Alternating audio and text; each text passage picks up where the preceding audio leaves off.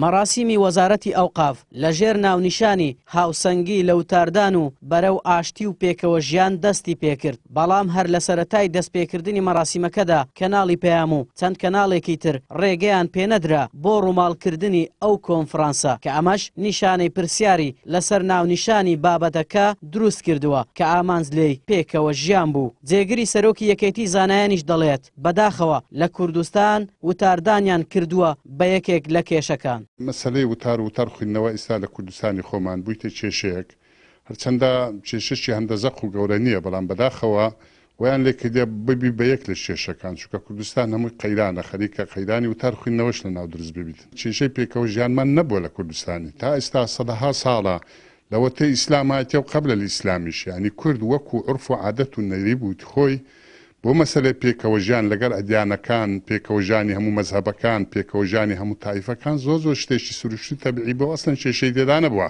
کۆنفرانسی ئاینی کە وەزارەتی ئەوقاف و کاروباری ئاینی پێی هەڵساوە و ماوەی 2 ڕۆژ بەردەوام دەبێت، لە کۆتاییشدا چەند ڕاستپاردەیەک بۆ ڕێکخستنی وتاردان ئامادە دەکرێت. مامۆستایەکی ئاینیش دەڵێت کێشەی زۆر لەوە گەورەتر هەن کە دەکرێت حکوومەت کاری لەسەر بکات و کێشەی کۆمەلگای پێ چارەسەر بکات. هاوکات دەشڵێت مامۆستایان ڕۆڵێکی سەرەکیان بینیوە لەو پێکەوە ژیانەی لە کوردستان بوونی هەیە. تاکو ئێستا مامۆستایان سەرچاوە بوون، یعنی هۆکاری سەرەکی بوون بۆ پێکەوە ژیانی خەڵکی.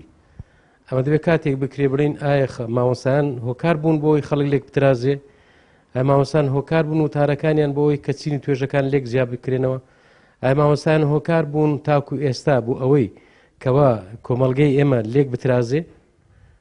نەخێر، ئێمە دەڵێن ئەوە فەرموو هەرمۆتە لە کۆیە شاهیدە، عنکاوە لێرە شاهیدە کە خەڵکی غەیری موسڵمانیش لێ و هەتا ئێستا غەیرە موسڵمانێک دەستی بۆ نەبردراوە، بەڵکو خەڵک وەکو خەڵکێکی هاو نیشتیمانی و وەکو لە خۆشی و ناخۆشی بەشداری کردو لەگەڵیان. ئەم قەیرانە هەیە لە وڵاتی ئێمە، ئەم هەموو قەزەی قەیرانی سیاسی، ئیداری سیاسی، ئەم هەموو گەندەڵیە خۆزیە هەوڵ بدرایە بۆ ئەوەی کۆنفرانس بۆ بەسرایە کە ئەوە چارەسەر بکرێت، نەک بۆ ئەوەی کە ئەمە شتێکی ئێمەوە زانی لاوە چییە. ئەنی مامۆستایان هۆکار نەبوون بۆ ئەوەی کە خەڵک لێک دوور بێ و خەڵک تەفرەقە و جیاوازی لە ناودا بێ.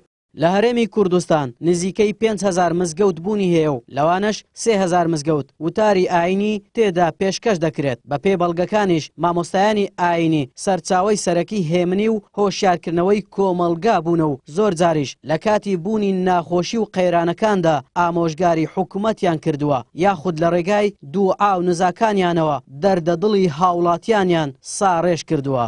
ئارێز عەزیز، کەناڵی پەیام، هەولێر.